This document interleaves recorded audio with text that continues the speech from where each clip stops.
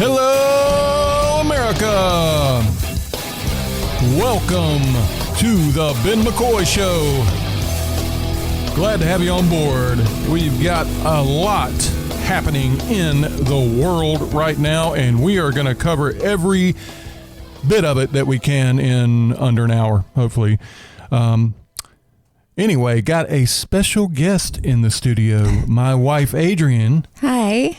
Is joining me for this show. She's got some things she wants to say, and thought it'd be fun to do a little conversational show between her and I, since we're always talking about all of these things anyway in our living room. We may as well talk about it on the show. So, of course, the big news right now, the last few days, is Russia invading Ukraine, and you've probably been experiencing that coverage wall to wall.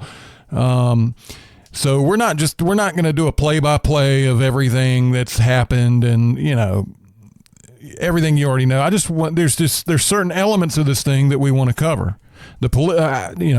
Basically the political aspect of it all. So we're going to get into some of that.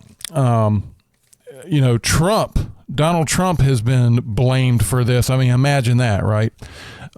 He's been out of office for over a year, but it's all his fault. It's all Trump's fault that Putin decided to do this, and not while Trump was in office. They're saying the buzz all over Twitter and in the media realm out there is that, hey, Donald Trump and Vladimir Putin are pals and buddies, and so. Basically, the reason that Putin didn't invade Ukraine back when Trump was president is because, they're buddies, and Trump is Putin's puppet, and Putin wouldn't want to upset his pal Donald Trump by doing something mean and bad like that. So Can I say something? Yeah, go ahead. I think that if Trump was still president now, that Putin would have even attempted this at all. Absolutely. Because I think Trump is too strong. Trump held Putin at bay. He brought Kim Jong-un to heel. He got Iran under control. ISIS, we never even heard of ISIS the whole time. Trump he had it under control. I mean, he got all the bad guys to sing from his sheet of music.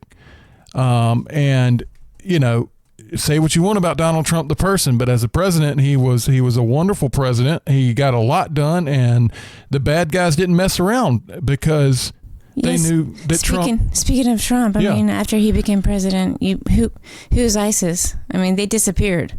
Yeah, nobody ever heard of ISIS after Trump was president the whole time. I mean, he obliterated ISIS, and we had just been told a couple years earlier, but from Barack Obama, that ISIS, that was the new normal, was ISIS was a part of the world's problems, and we're just going to have to deal with ISIS. They're here to stay, and that's just the way it is. And that was Barack Obama's way of looking at the world. Well, here they are. We can't do anything about it. And we were just going to have to deal with the beheadings. Yeah.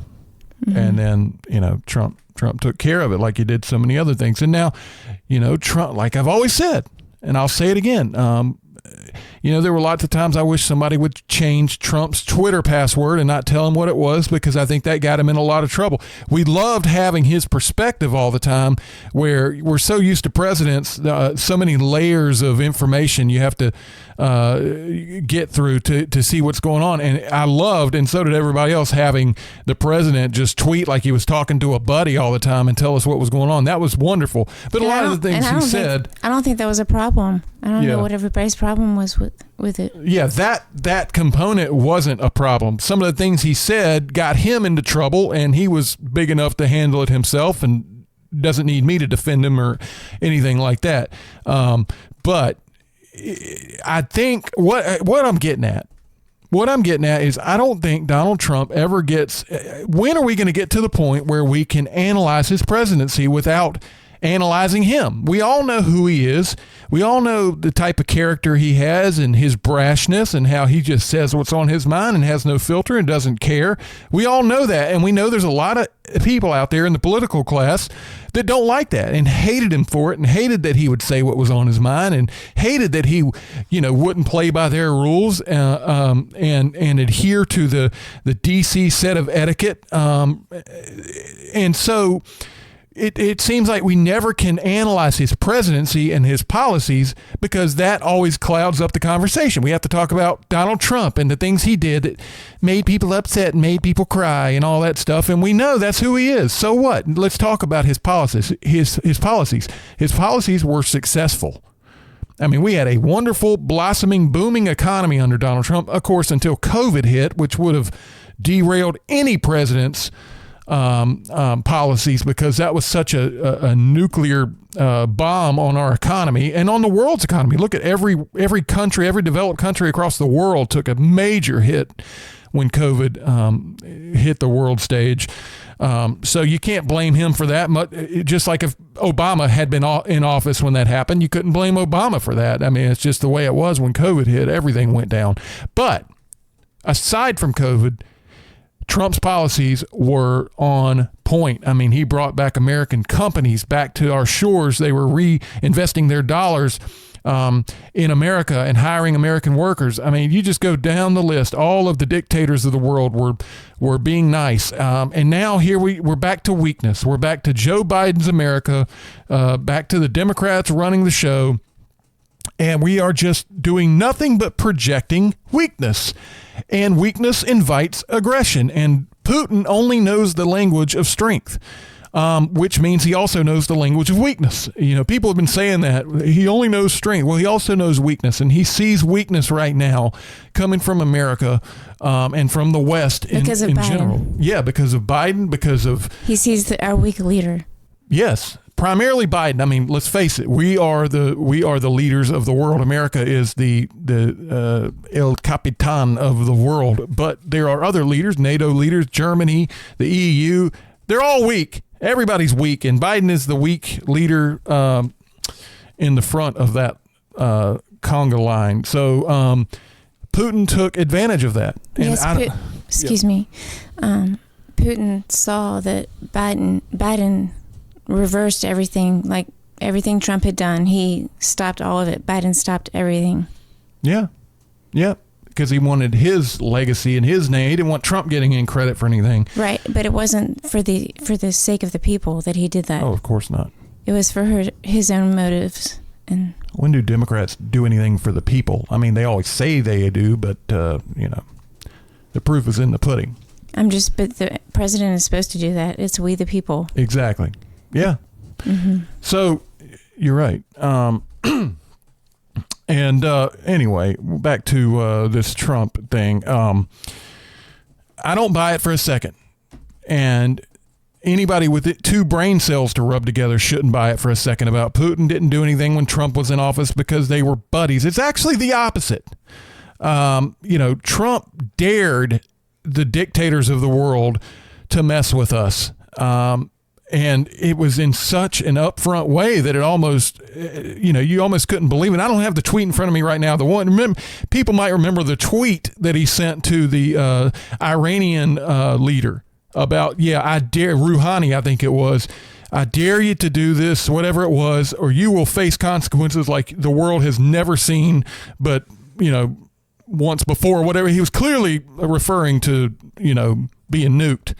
And wow, I mean, but to have that leadership that stands right there in the gap and says, you got to get through me first. I missed that. And I think a lot of people missed that. Trump, love him or hate him, he was the guy and they didn't mess with him.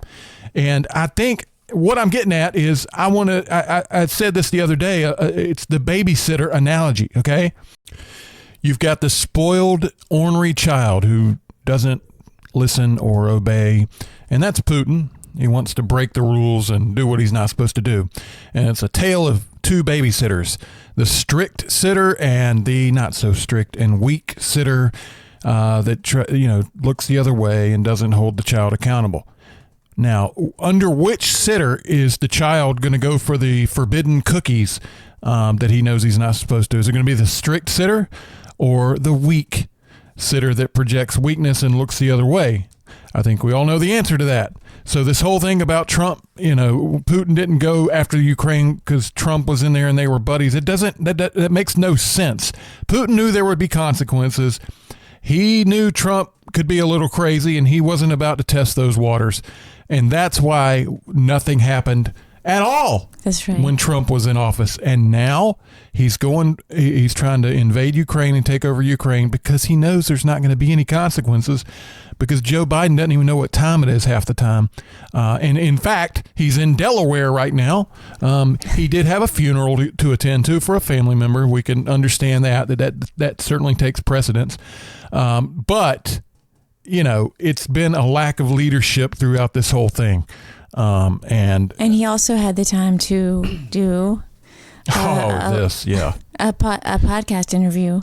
Yeah. You know what? Let's play that. He somehow Biden, leaving the White House to go to Delaware, attend the funeral, all this stuff, right?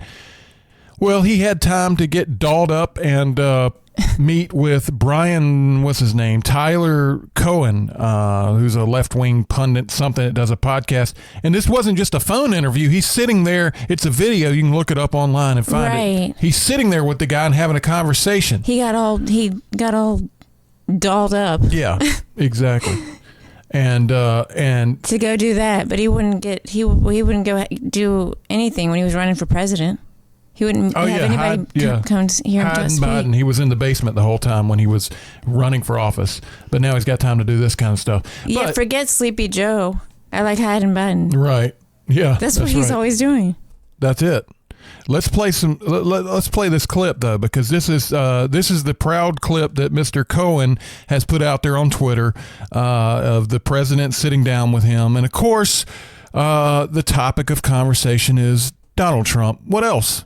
At the same time, we have someone like Donald Trump who's come out and praised Putin's savvy and genius just in advance of him attacking Ukraine and other.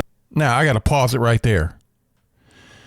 You've got Donald Trump, he says, praising Putin's savvy and genius just ahead of Putin attacking Ukraine. This was 3 years ago when Trump was meeting with Putin and trying to, iron some of these things out. He complimented Putin, said he was savvy, genius, whatever he said about him. He said it in the context of world diplomacy, meeting with the guy, trying to hash things out. Joe Biden met with Vladimir Putin last year, and they were smiling and hugging and shaking hands and all the rest. I mean, this is what you do when you're president. And so, yes, of course, Trump said some kind things about this. Was way before Ukraine. I know there's no need to bring that up now. Now, what's going on with Russia and Ukraine? And this idiot just said what he just said, that this was just ahead of Putin invading Ukraine. Trump called him genius and savvy. Now, think about what I said on last week's show about how they're trying to battle this dis, and malinformation. That's the most disinformation I've ever heard in my life right there. But will the left, all these fact checkers, all of these blue checked dispensers of morality and justice, are they going to come out and say, no, that's incorrect, that's misinformation? Of course not. This is the narrative that they want to get out there, that Trump's he's in Putin's pocket, and so is the GOP. Everybody loves Putin that's on the right, and only the left and the Democrats are the virtuous ones that are out there standing in the trenches trying to battle Putin, even though they're not doing absolutely anything. But this guy is full of it. He's lying, and he's got the president of the United States sitting across from him while he's telling these lies, and nobody's going to hold this guy accountable. He can just say what he wants and act like Trump just said this yesterday after the invasion started. Is what it sounds like he's saying, and it's ridiculous. It's absolutely absurd. So let's listen to the rest of this. The Republicans have rallied to Putin's side as well. Wait a minute. The Republicans have rallied to Putin's side as well? Number 2 lie. Where's the fact checkers? Where's the dis, and malinformation people? Where in the world have the Republicans rallied? Not just, he didn't say supported Putin or anything, which would be ridiculous enough, but rallied to Putin's side. They've rallied. The Republicans are out there dressed in their pro-Russia garb. They're out there marching in the streets. Go, Putin! Kill the Ukrainians! They're rallying to Putin's side, he said. GOP's out there rallying.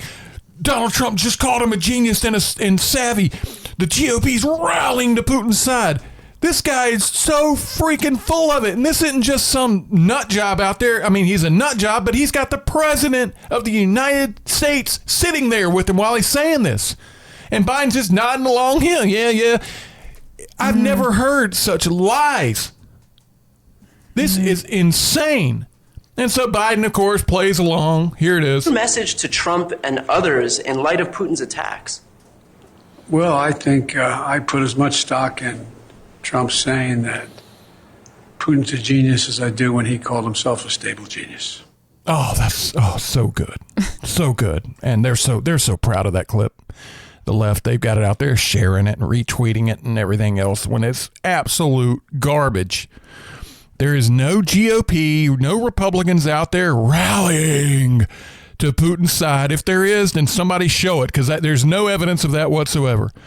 Trump said what he said about Putin several years ago in the vein of diplomacy while meeting with Putin at a summit, trying to hash out some of these things so that we, doing what presidents do, trying to keep everybody in line. Like I said, Joe Biden met with Putin in June of last year. Go look it up. There's video all over the place of it. They're shaking hands and hugging and loving on each other, and that's what they do because it's called diplomacy, and that's what we expect our president to do. But this is what he was doing in the middle of this war between Russia and Ukraine. Yeah, I mean, he was there doing this interview. Oh yeah. That was my other point. That's right. He's got time to go do this interview. They told us that he left the White House to go to a family member's funeral, and yet, sure, I'm sure that's true, but he's got time to also go sit down with this guy and do this fake interview like this instead of being in the Situation Room, monitoring what's going on in Ukraine and just at least being a voice of guidance and a beacon of hope for Ukrainians. But anyway, I digress. I just wanted you to hear this idiot out there that's interviewing Biden and instead of being an inspiration, the way Zelensky has been. Oh, Zelensky. Yeah. I mean, he really has. They asked him, do you want us to get you out of there? And no. What do you mean, get me out of here? I'm the leader. Give me some guns. He stayed there and he stayed with his people. Yeah. That guy is a leader. I mean, there's been issues with Ukraine, with the corruption in the past years or whatever. But right now, I mean, you look at what's going on, and that guy, he is a leader, and he's leading his people, and he's being a symbol. He keeps recording videos, standing in the street. He's not hunkered down to some bunker somewhere, hiding in the basement like Biden's so good at doing. He's out there in the street and saying, I'm still here, and we're ready to fight to the death. To protect what's ours. So you got to respect that. That's amazing. Yeah, I do. I really respect that guy, and I really feel for the Ukrainian people and what they're going through. And Putin's clearly a madman on a rampage. I think that he didn't know what he was getting into. I thought that, Putin. I think that Putin thought that all he would have to do is kind of bang on the back door with some tanks, and they would soil themselves and run and hide, and he'd take over the Capitol, and that would be the end of it. I really think this is what Putin thought was going to happen. And they said, screw you, pal. This is ours. You're not allowed to come in here and claim it as your own, and we will shed our blood on our land right here. It's the old, I'd rather die on my feet than live on my knees. And they're playing that out in Ukraine, and I just have so much respect for that, for people who love liberty. And they are willing to die to keep it. And they have heart. Yes, they do. They absolutely do. I mean, can you say that about Biden? I know. Sometimes you don't even know if he has a heart. I mean, the guy looks like he's propped up somehow, I don't know. I'm just saying it would be nice if it felt like he cared about his own people, too. Yes. The way. Yeah, that would be nice. It would just Biden. Be nice. What a disaster. So anyway, Biden's big solution has been these sanctions, right? That's how he's gonna battle the big evil red empire of Putin. And these are sanctions. I mean, I'm not going to get into all the different sanctions, but they're banking regulations and different things like that. Most of them don't take effect for a month. Some of them don't take effect for years. So they're basically pointless. They are completely pointless. Putin is in China's pocket. China likes what's going on here. China has got to be the smartest people out there because they come out on top of every single thing that happens. Because they've got their hooks in so many things going on the world stage. And China is promising to back Putin financially. So it doesn't matter if you disconnect his banking access and all these different regulations they're talking about doing. China's got his back. China likes this. They're eyeing Taiwan. They want to do the same thing to Taiwan, and they have for many, many years. And they're waiting for the right moment to strike, just like Putin was waiting for the right moment to strike. China might think the right moment to strike is the next 5 minutes from now, because Biden clearly has his hands full fumbling this Ukraine thing as bad as he is. I mean, look at the Afghanistan withdrawal. I mean, that was a nightmare. And all that was get some people out of Afghanistan when a war was already over. That's all you got to do. And he couldn't. He left our weapons there. Oh, my gosh. He left our weapons there. He gave our weapons to the Taliban. What if those weapons could have gone to the Ukrainians right now? Yeah, that's what I was going to say. Yeah. The Taliban. I mean, they've got cutting edge American military technology in their hands right now out there in some desert. Don't even know how to use it. They've got all kinds of stuff. I mean, we left billions of dollars of weapons to the Taliban. They now have them in their control, and the Ukrainians are being slaughtered in the street, begging for weapons. Man, if we just had some leadership, I'm telling you what, if those weapons could have just been secure, you wouldn't even have to fly all of that material back to America. We've got bases all over the world. We've got bases in Saudi Arabia, Jordan, wherever. We could have just secured that stuff and kept it under wraps, and then easily kicked it over to Ukraine when the stuff started hitting the fan over there. And really, we could have really helped them. Oh, absolutely. That's all they're begging for. They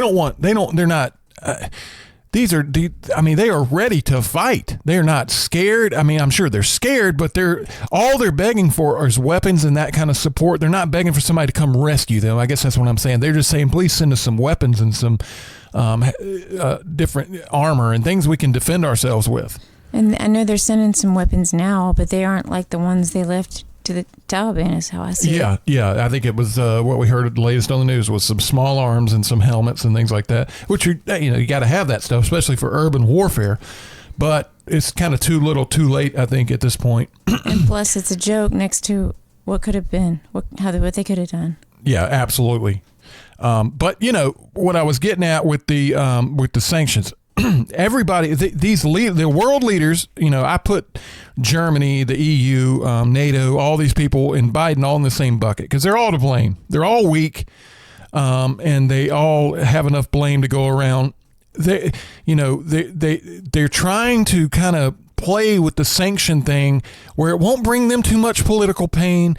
They don't want to bring too much pain to the home front because, if we really went after Russian oil and energy right now and cut off the pump, our gas prices would go through the freaking roof. We would go fill up our car here in America. It's the truth. If we cut off all Russian oil right now in America, we would all have to be willing to pay that price because we would go to the pump and we'd pay $8 or $9 a gallon to fill up our cars. And that is because Joe Biden made sure we were no longer energy independent when Donald Trump left office, who had gotten us energy independent. We were producing our own oil under Donald Trump. I can't stress what an amazing accomplishment that was and how important that was. And this is why you're seeing it play out on the world stage right now. Why? I mean, how wonderful would it be if we were energy independent right now? We'd have a lot more cards in our hand to play than we do. But no, we're not, thanks to Joe Biden and his always trying to appease the furthest left of the party, always looking to the tiniest, smallest fraction of psychotic people at the furthest left, ignoring all of middle America, all the independents, all the regular, everyday working Americans that are scratching their heads wondering what D.C. is doing all the time. He ignores all of them just to appease this tiny, tiny, tiny little fraction of a minority who's very vocal, very loud, and very extreme far left with this green energy nonsense. Yeah, the Green New Deal people. I mean, yeah. Exactly. They don't want gas, oil or gas, so they don't care about any of that. The Green New Deal people remind me of Rodney Dangerfield in Back to School, where he said, "How about Fantasyland?" Because it seems like that's where they want to live, someplace non-reality. And it seems like they care more about their feelings about that than they do about that there are people being killed in Ukraine and that they need help. Exactly. Which reminds me of something else. Those virtual reality headsets they've come out with now. It seems like they care more about their feelings about all that. And they don't, exactly, and they don't have a realistic grip on the world. The world runs on oil. I mean, I don't care if you like that or not. I don't care if you like windmills and all this electric cars and everything else. The world runs on oil. That's the way things are right now. And Putin only understands strength and understands, of course, weakness as well. And oil is his lifeline. That's how he's funding and his war machine. But we're not willing to pay a price that high where we have to pay more at the pump to really let Putin suffer. And that's what we need to do. And it's not just us. I mean, we purchase actually a small amount of Russian oil compared to a lot of other, like especially Eastern Europe, most of Europe really, and especially natural gas. I mean, Russia is Europe is 30% dependent on Russian oil and natural gas. 30%. And a lot of the countries like Finland, the Baltic states, they get like 100% of their natural gas from Russia. And I mean, they can't go without energy. And so, I mean, it's just that there's the argument right there for energy independence. I mean, these people are all dependent on their mortal enemy now. I mean, Russia just threatened Finland today. Finland! I mean, when has Finland ever done anything to anybody? That's like one of the most docile countries on the planet. And Putin has gone so crazy that he's threatening Finland now about joining NATO. Finland, not a NATO country, and they're talking about it. They'd like to be a part of NATO, and you can see why. I mean, NATO, that whole alliance in Europe is what the power, the strength of the combined countries is what keeps tyrants in line. And Finland wants to be a part of that. And Putin is saying, oh, yeah, if you do that, you're going to have hell to pay. So, but anyway, I was thinking that we should not be buying our oil anymore from Russia. Yeah, turn it off. I mean, why don't they just stop that? Because that would really affect. Yes, that's right. But he's not willing to go back to the Trump policies of energy independence. And is that because of the Green New Deal people? Yeah, absolutely it is. That is exactly why. And Trump didn't care about their wishes and whatever they wanted. And we all had a functioning economy, energy independence. The price, if you remember what gas cost, I mean, it's like $1.80 or $2, whatever it was when Trump was in office because of our energy independence. And now we're dependent on foreign oil. We don't have that flexibility anymore. And I don't think we, as American people, are willing to pay $7, $8, $9 a gallon at the pump right now just to get Putin in line. And that's a sad commentary on us.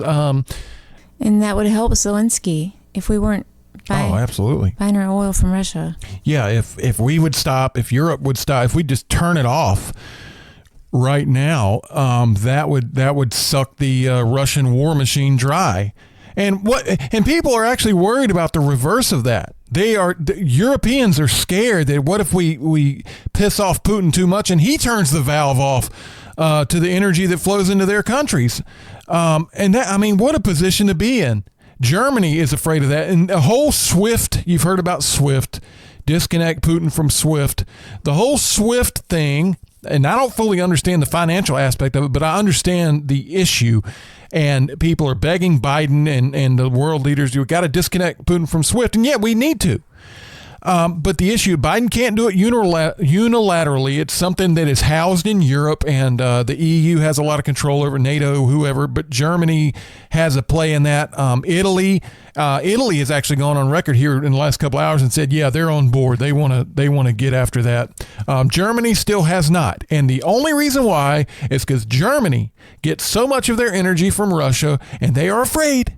They're afraid that if they disconnect Putin from the SWIFT system, Putin will say, oh, yeah, watch this, and turn off their valve of energy flowing into Germany from Russia, and they'll be without natural gas and without oil because they are so dependent on Russian energy. Now, what a position to be in while Ukrainians are dying right now, and we have this option at our fingertips that we could really hit Putin where it hurts. And when Biden stands there and talks about his precious sanctions, and he even made a comment yesterday like this is more powerful than SWIFT. BS. There are the things that we could do, turning off the supply, disconnecting from SWIFT, that would hit him right now really hard. There would be some residual impact on the rest of us, But Germany and European countries aren't willing to pay that price because they are afraid Putin will turn off their supply, and they're just not willing to go that far. And we're sorry, Ukraine, but when the pain hits us, that's a little bit too high of a price to pay. Wow. Anyway, we're not going to spend the entire show talking. I mean, this is That's obviously a disgrace to me. Well, it is. It is. And what's really disgraceful is that these countries are so dependent on enemies providing them with their energy. And we're no different. For years, I mean, we got the bulk of our oil from Middle Eastern countries that like to bomb us in their spare time. And Trump, I mean, that was the greatest accomplishment of the Trump years was energy independence, something we had never had in the history of our country. And it gets downplayed all the time because the left runs the media.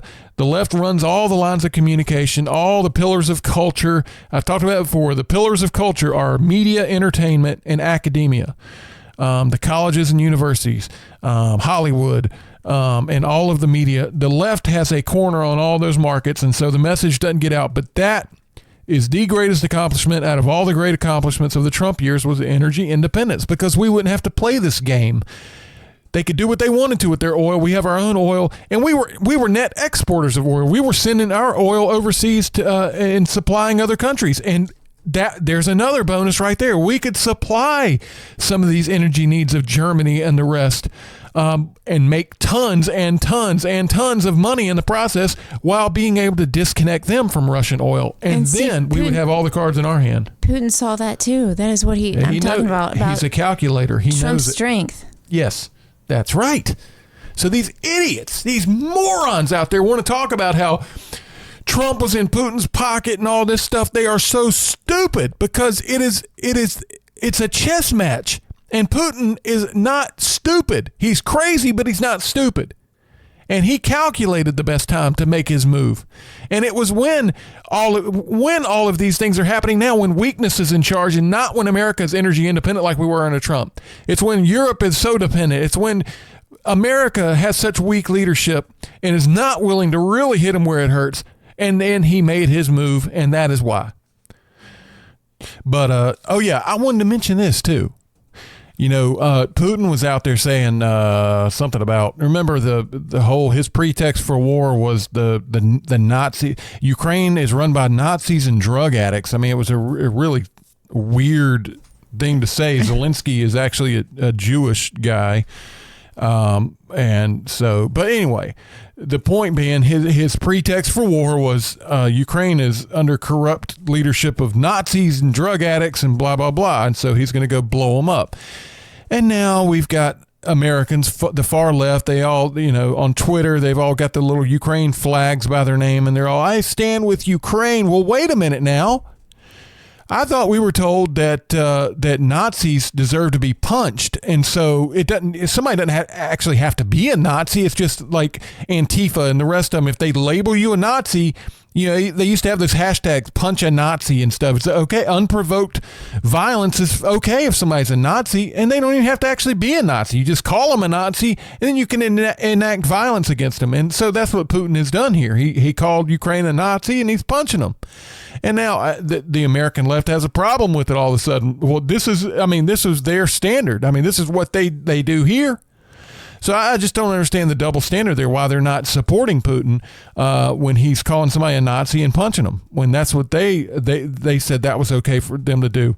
And also the double standard about how they're all in solidarity. They're standing in solidarity with Ukraine right now. When our cities were on fire, when Antifa and BLM and the rest of them were burning down our cities, where were they then? That was just a fiery, mostly peaceful protest. I remember what CNN said, but now they're standing in solidarity with the people of Ukraine. It's always a double standard.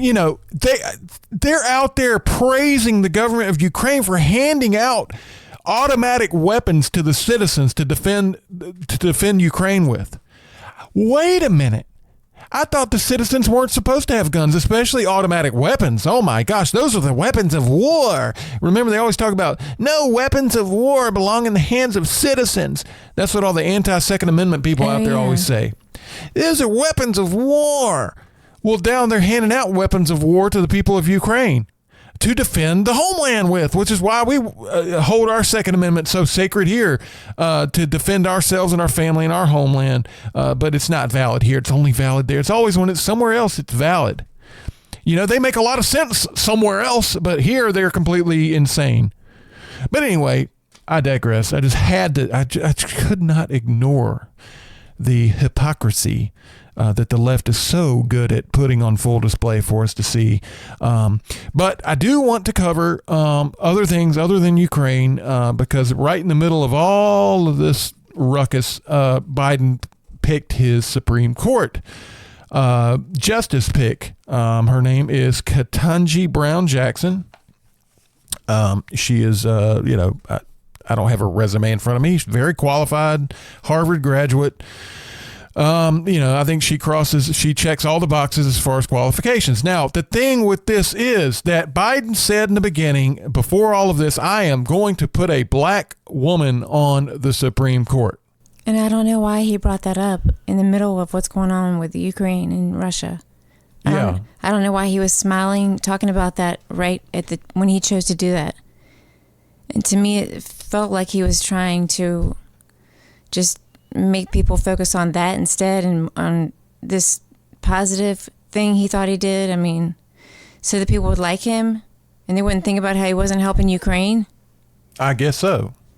I mean, dangle something shiny in front of the people so that they focus on that and not his complete weakness, lack of leadership in the Ukraine thing. Yeah, that is probably why, actually.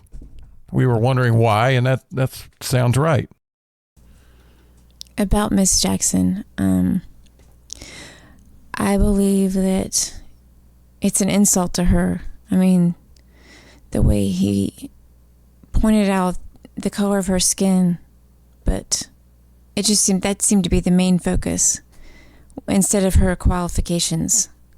You know, she might have wanted all of her qualifications to be talked about more, and if the focus just seemed to be her skin color, and why does that matter? That doesn't matter. Yeah, because Biden had said all along, I'm going to put a black woman on the Supreme Court. Okay, great. Well, what he should have said and done is, I'm going to pick the most qualified person for the Supreme Court. And then he could have picked a black woman. Who cares? Who cares? It's only the left that cares about what people look like. He could have picked whoever he wanted. It would have sounded correct and presidential and like a leader to say, I'm going to pick the best person for the job. He could have then picked her or anybody else. Fine. But the fact that he said, I'm going to pick a black woman for the Supreme Court. Now, instead of this wonderfully qualified, intelligent woman who graduated from Harvard. That's right. And has all these great qualifications. She's just known as the black woman he picked. And I just think that's an insult to her. It is a slap in the face to her. And for her to stand up there, I am so proud today. What are you proud of? You've got the right skin color. You've got the right gender. That's what he was looking for, and you fit that bill. I'm sorry you had to go through all those years of college and all the clerking that she did for the Supreme Court, whatever else her qualifications are, circuit court, whatever. She's just black and she's a woman, so she fits that bill. I think it's extremely insulting. Mm-hmm. And if I was her, I would be insulted at that. But the left, they operate differently. It just matters the container that they're in, that they check the right boxes and look the right way to fit all of these arbitrary standards that nobody actually cares about. And that is ludicrous. And now she is perfectly qualified, supremely qualified for this position. She does not come from the right ideology as far as what we think. She's very far left. But when you look at somebody to put on the Supreme Court, you want someone with the type of education and experience that she has. That's what you look for. And she has that. And what a just profound insult to disregard all that and say, well, she's black and she's a woman, and that's what I said I was going to do. Maybe all of this is lost on her because she's a soldier for the cause, a far left progressive, and she's willing to be that chess piece in Joe Biden's little game in his head. Who knows? Well, But- there's nothing she can do about it. I mean, he said it. And she wins the prize. I mean, she's, probably going to be confirmed and be on the Supreme Court, which is, I'm sure, an aspiration of hers, and more power to her. I mean, that's great. I cannot understand this obsession with what people look like that is on the left. Who cares? Mm-hmm. I don't know. It's just she worked hard for where she got in life, and she deserves to be rewarded for that. And I think she should be recognized for that. And I think it's profoundly racist.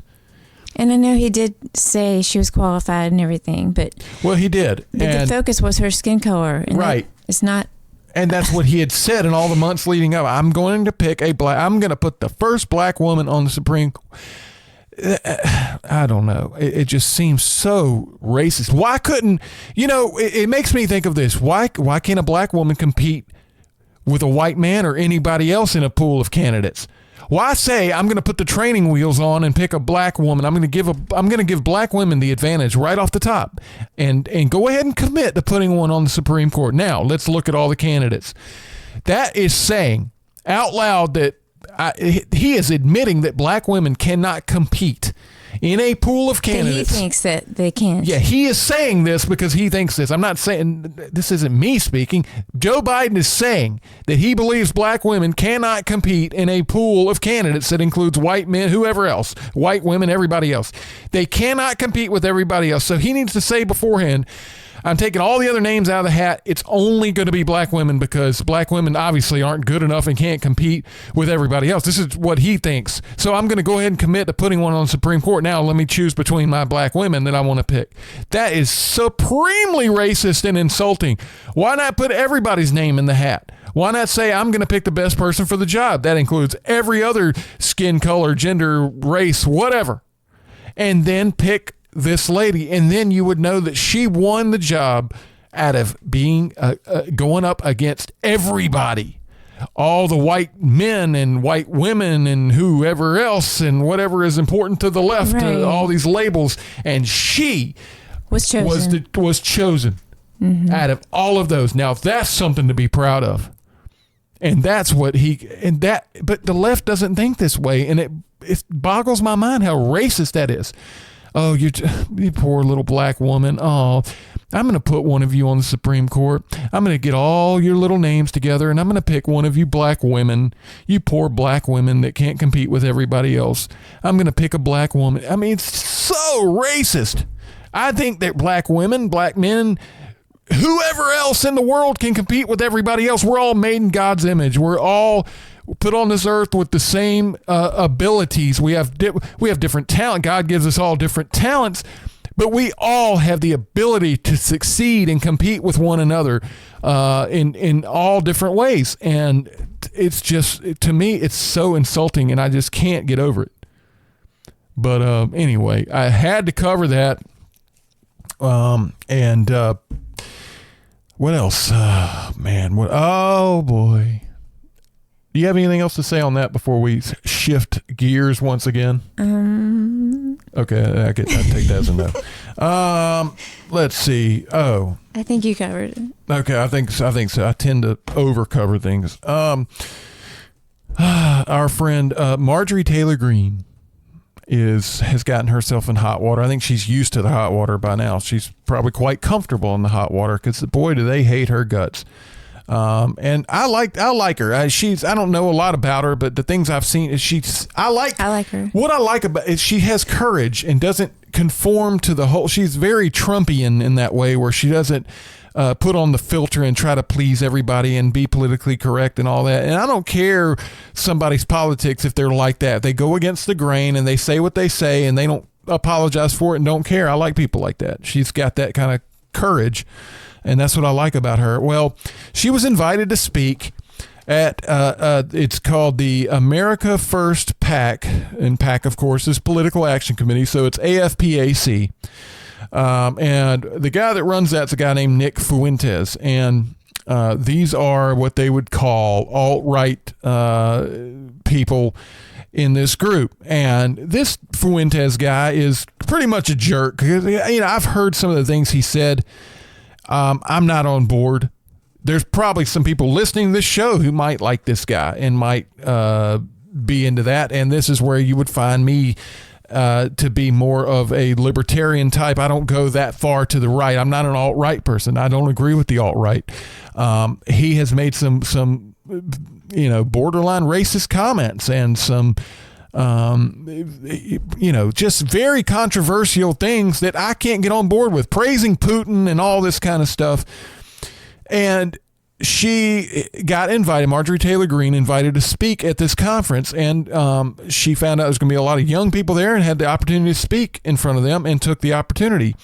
And now they want to completely crucify her and have her removed from Congress for associating with this guy and all that. And I don't believe for a second that when she says that she doesn't know this guy, even though there's pictures of them taken together, her and Nick Fuentes standing together at the conference, and somebody takes a picture and they're both smiling. That doesn't mean she knows him. He invited her to come speak. She came and spoke, and somebody said, "Say cheese." They turned, took a picture together. I don't think she associates with this guy or knows what he's all about at all. I give her a complete pass on this. She saw the opportunity to speak to young people, get her message out there, and stand at a podium, and she took it. Maybe she should have done a little more homework and find out about this guy before she accepted the offer. But she does not deserve the criticism being heaped upon her right now. Right. She did nothing wrong. I mean, can't the focus be the words that came out of her mouth? I mean, what she said is what she believes. So, isn't that enough? Yeah. That's a good point, because they criticized this guy over the things that he has said at this conference and in the past. And then they try to hitch her wagon to him when she hasn't said any of those things. She just showed up to speak. So, yeah, that's a good point. Has she said any of these things? If so, then that's valid criticism. But no, of course not. She hasn't. I mean, the important thing is, you know, what she said. That's what she believes in. And that's what she should be held accountable for, win, right. lose, or draw. So, yeah, exactly. Good point. Well, that was fun. Anything else? No. Well, folks, that's all we got time for. That was fun. Thank you, Adrienne, for joining me on this show. Thank you for having me. We'll have to do that again. That was a lot of fun. And to the audience, thank you for joining us. Hope you enjoyed that. Please like, follow, share, subscribe, you know, the routine, on Twitter at Ben McCoy Show. Send the show to your friends. Please continue listening. We love having you out there. Let us know what you think. And we'll see you next time on the Ben McCoy Show. Thank you. God bless.